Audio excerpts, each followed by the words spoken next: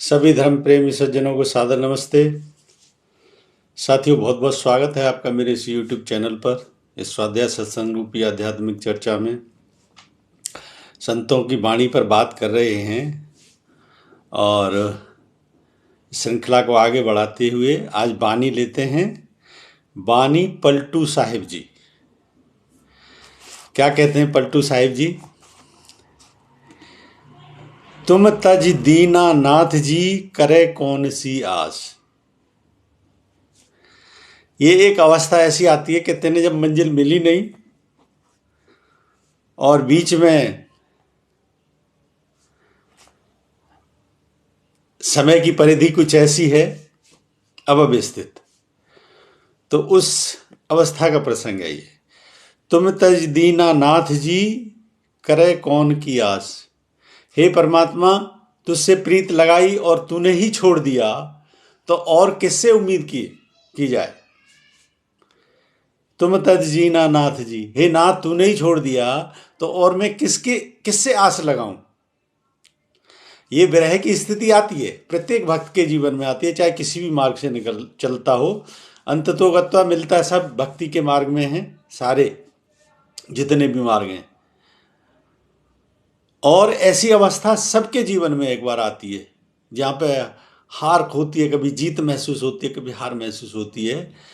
तो इसी प्रकार की स्थिति का एक तरीके से वर्णन है। तुम तज्जीना नाथ जी, हे परमपिता परमात्मा, अगर तूने ही छोड़ दिया प्रभु मुझे, तो कौन करेगा। आस किससे आस लगाऊं। पलटू जो दूसर करे, तो होए दास की हास। और पलटू अब किसी दूसरे की शरण में चला जाए।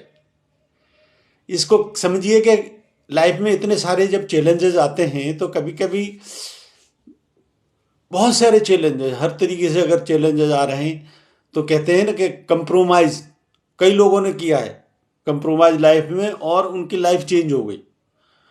मैंने कई उदाहरण हैं, नाम विशेष नहीं लूँगा, लेकिन कहते हैं कि बहुत ही संघर्ष से गुजर रहे थे, तो बहुतों ने धर्म ही परिवर्तन कर लिया, धर्म परिवर्तन कर लिया, उनको कंपेल किया जा रहा था एक तरीके से, और एकदम से जो है ना जीवन चेंज हो गया।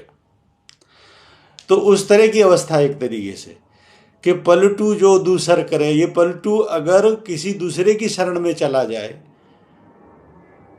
तो होए दास की हास। तो फिर इस दास की हंसी होगी कि बड़ा भगवान भगवान करता फिरता था, जरा सा जो है ना विपरीत परिस्थितियां आ गई, आ गया लाइन पे।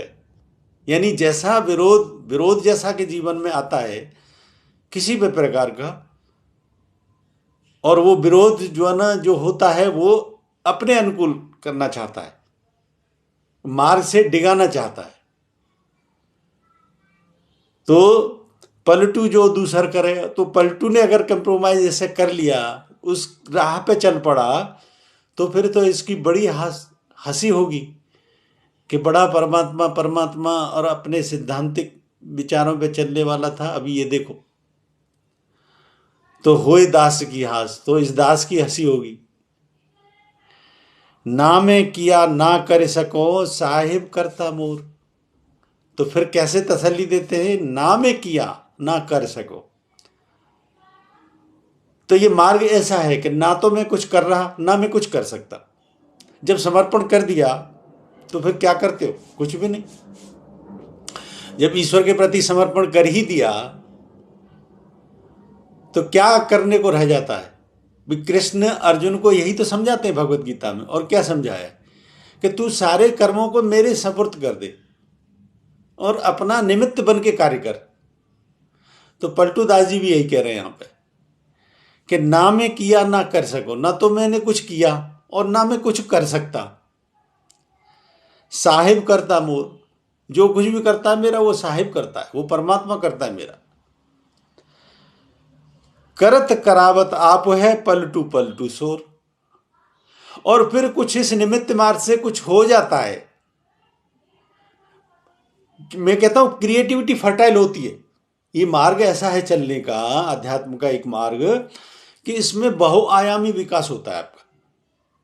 इसमें कितने सारे संत हैं जो कि दे वर टोटली इलिटरेट, न कोई शिक्षा न कोई पढ़ाई, और ये स्व का ज्ञान फिर अंतःकरण से हुआ। तो ये कहते हैं ना, क्रिएटिविटी फर्टाइल होती है, आंतरिक विकास होता है। तो इसलिए, और वो संत भक्त ही समझता है इस बात को।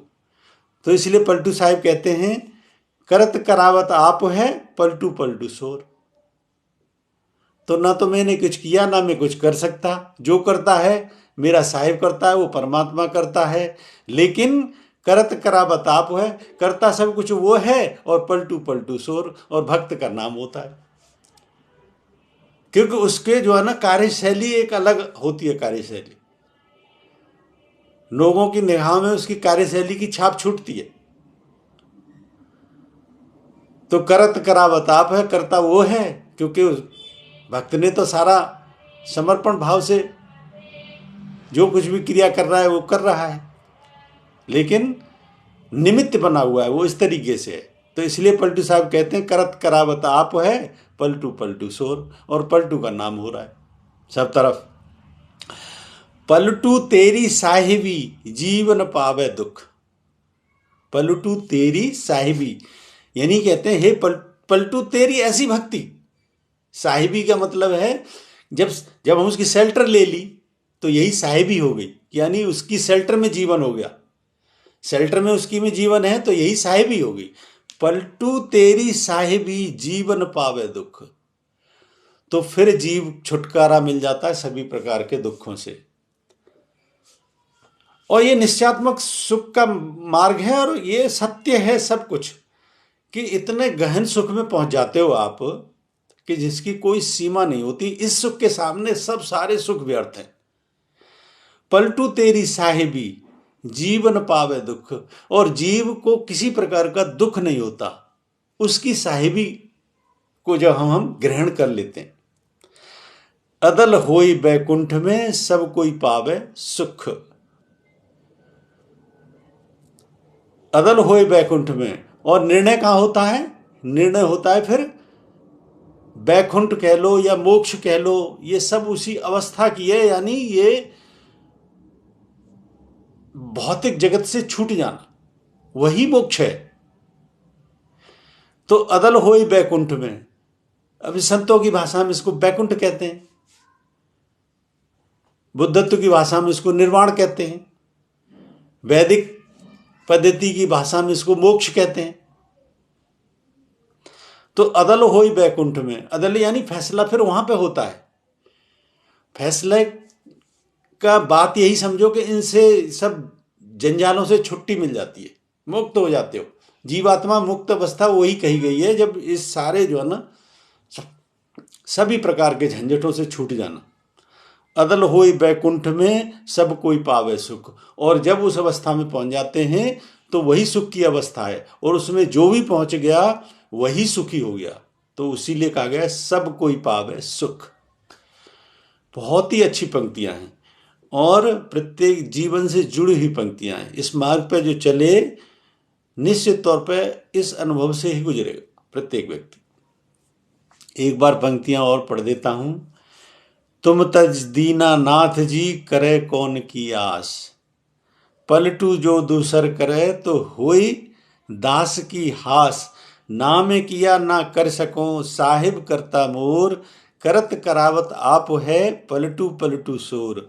पलटू तेरी साहिबी जीवन पावे दुख। अदल होई बैकुंठ में सब कोई पावे सुख।